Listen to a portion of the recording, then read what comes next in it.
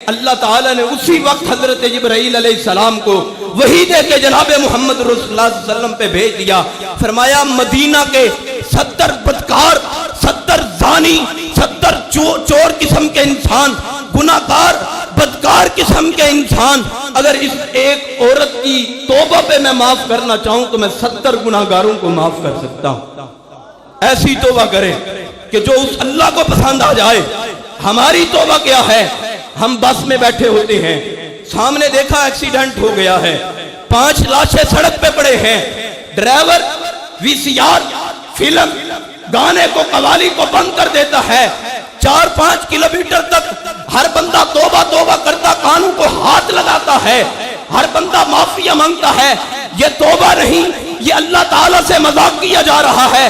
4-5 kilometre کے بعد اسی بس میں وہی ڈرائیور جو ہے وہ پھر فلم قرآن کرتا ہے، پھر وہی قوالیاں چلتی ہیں، پھر وہی گانے چلتے ہیں. یہ توبہ نہیں، یہ رب رحمان سے مذاق ہے. توبہ سچے دل سے ہوتی ہے، توبہ سچے دل سے ہوتی ہے. جو بندہ توبہ کر لے وہ بندہ کبھی گناہ کے قریب نہیں جایا کرتا. ہم توبہ بھی کرتے ہیں، اپنی زبان سے جھوٹ بھی بولتے ہیں، غیبت بھی کرتے ہیں، فلمیں بھی دیکھتے ہیں، وی سی آر بھی دیکھتے ہیں. بھائیوں میں بات مانتا ہوں کہ اللہ تعالیٰ بڑا غفور اور رحیم ہے، لیکن پھر میں تم سے سوال کیا کرنا چاہتا ہوں کہ اللہ تعالیٰ اب ان 2 بندوں کا حساب کیا ایک جیسا کریں گے؟ ایک ایسا بندہ جو ساری رات شراب پیتا رہا، ایک ایسا بندہ جو ساری رات زنا کرتا رہا، ایک ایسا بندہ جو ساری رات وی سی آر فلمیں گانوں کو سنتا رہا، اور دوسرا بندہ ایسا ہے جو رب کی دہلیز میں آ کے، رب کے گھر میں آ کے، مصلی کو بجھا کے، حضور سجدہ ہو کے وہ اپنے آنکھوں کو بہاتا ہے، اپنے آنسو کو بہاتا ہے. کیا یہ 2 بندوں کا موازنہ ایک جیسا ہو سکتا ہے؟ حضرات یہ 2 بندے ایک جیسے نہیں ہو سکتے. اللہ تعالیٰ ان دونوں بندوں کو ایک جگہ پہ اکٹھا نہیں کریں گے.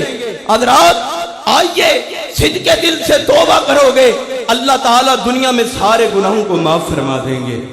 حضرات امید توبہ پہ بہت گناہ ہو چکے یا رب، امید توبہ پہ بہت گناہ ہو چکے یا رب، مہلت توبہ تو مل رہی ہے، توفیق توبہ بھی عطا کر.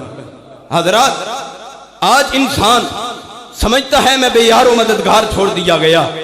آخری باتیں کہ انسان پہ یہ وقت آنے والا ہے جب انسان کی جان ہنسنی تک پہنچ جائے گی، جب لوگ کہیں گے کسی دم والے کو بلاؤ، اس پہ دم کرے اور یہ بندہ ٹھیک ہو جائے. لیکن اب یہ بندہ ٹھیک ہونے والا نہیں ہے.